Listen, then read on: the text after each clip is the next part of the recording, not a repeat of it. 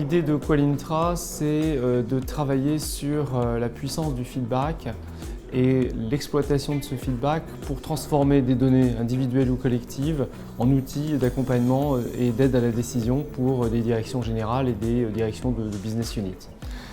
Nous travaillons sur deux grands sujets, les enquêtes d'engagement et le développement des compétences de leadership à travers des outils de 360 de plus en plus pointus, de plus en plus innovants.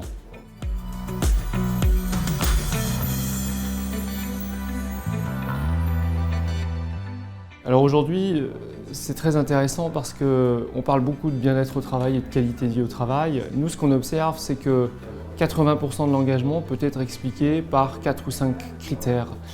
Le premier, c'est la confiance dans les directions générales et le sens que les entreprises donnent au travail de leurs salariés. Le deuxième point, et je reviendrai évidemment sur l'ensemble de ces éléments, le deuxième point, ce sont les opportunités de développement. Comment l'entreprise fait grandir ses salariés, ses collaborateurs, quelle employabilité elle leur garantit.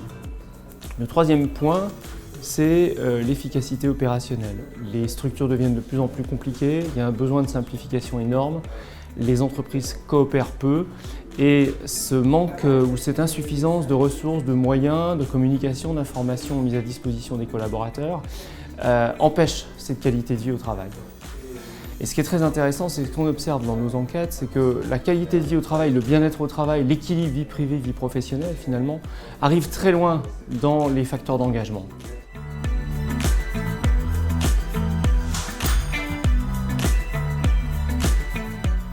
Je dirais, le premier conseil, c'est très intéressant et c'est très bien de s'intéresser au bien-être au travail. Avant, il faut que les fondamentaux soient en rendez-vous.